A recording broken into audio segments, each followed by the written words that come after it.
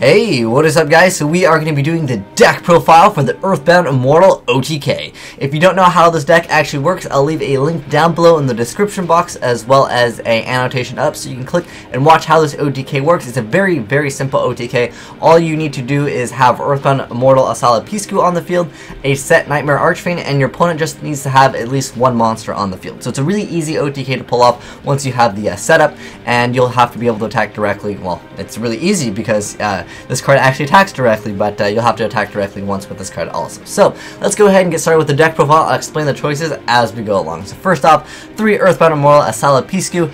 He is very awesome because whenever he leaves the field, he destroys all face-up monsters your opponent controls, and you inflict 800 damage to each of the monsters destroyed. Next up, you're going to use that in combination with Nightmare Archfiends. So use Nightmare Archfiends to tribute Solid Piscu, which activates his effect, and once he's tributed, it destroys all of your opponent's monsters, and you get to inflict 800 damage for each. Now, when you activate Nightmare Archfiends, you're going to be giving your opponent 3 tokens, and your opponent takes 800 damage each time those tokens are destroyed. So, what essentially happens is your opponent will be taking 1600 points of damage for each of the Archfiend tokens destroyed. You've already attacked directly, and on top of that, they're going to be needing 1 monster, so you inflict an additional 800 damage with the Solid Piscu. It's a pretty simple explanation, but I know sometimes it's hard to understand these things, so that's why I'm letting you guys see the video, and it's really easy to actually understand once you see the video. Next up, we have 2 Planet Pathfinders. You really do need Mausoleum of the Emperor to actually, get the a solid Piscu out, but there are alternate ways to get it out. Like if Marshmallow happens to survive, that is another way you can get out a solid Piscu. But triple Marshmallow, triple Spirit Reaper, just a stall, plus sometimes your opponent simply just can't get over them, and allow you to have the turns you need to actually set up for your OTK. And if your opponent happens to get more monsters on the field, hey, no problem. The more monsters they have, the more damage they'll be taking later on with a solid Piscu anyways. Next up, triple Nimble Momonga. I like this card simply because it allows you to XYZ into something like a gotchi, and really allows you to go for huge defensive plays. Plus you gain 1000 life points when the first one is destroyed, so it's not bad at all. Plus it is a beast, so maybe if you really want to, you can bust out number 64. But generally you just use it because it's a floater card, which means it gets you another monster, so it lets you survive, plus it adds life points. Next up, triple Giant Germ. I figured, why don't we just give a shout out to Yusei Fudo over here, the guy from the TV show. He plays the Nimble Momongas and Giant Germs to get out his junk warrior.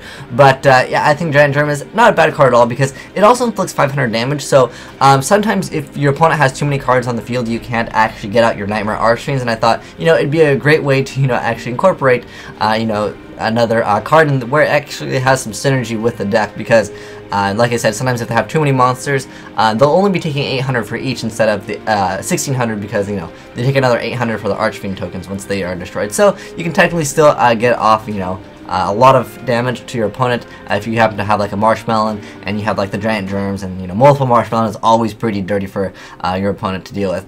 Next up, to a Cat of Ill Omen. Because there's really nothing that searches out your Nightmare Archfiends, I figure we'll play 2 cards to search it out. Even though we have triple duality, sometimes you just need this card. This is what really gets off the OTK.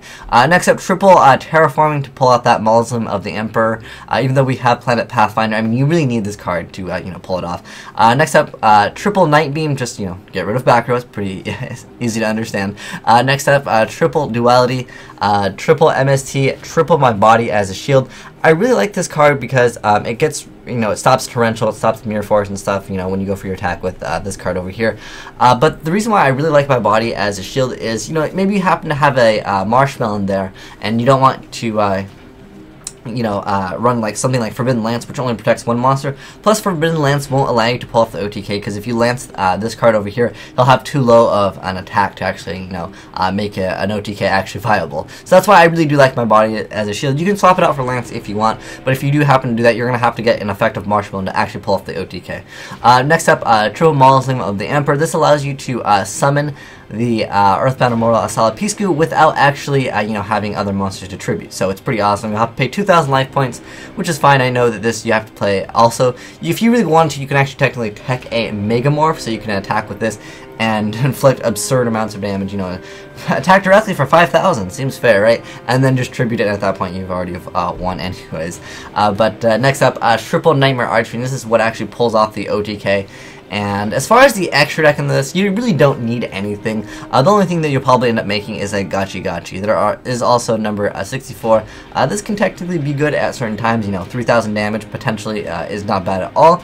This card can heal. This card can stall for even longer if you really need to get out this because your opponent happens to have something where you can't attack or something. Maybe they have an Abyss Gaios and that card is annoying to deal with, so hey, Tempo is there to help you out.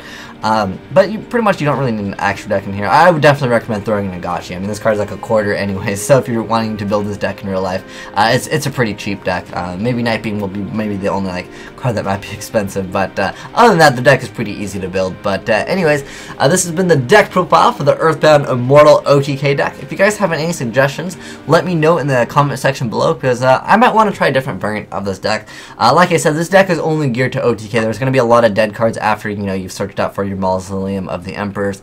But the deck is pretty easy to understand. Like I said, watch the video, it'll explain it much easier. And I totally forgot in the video, because I did my math wrong in the video when I showed it off. I forgot that I needed to add the extra 800 for my opponent because he had to have a TG Rush Rhino, I believe it was. But pretty easy OTK to pull off. It's basically 2 cards. I mean, your opponent is always going to have at least 1 monster in the field. So you just have the Earthbound Immortal and the Nightmare Archfiends, and then you're good to go for a quick OTK and you can sack your opponent pretty hard. But anyways, thanks for watching, guys. Have a great day. Asian Eyes signing out.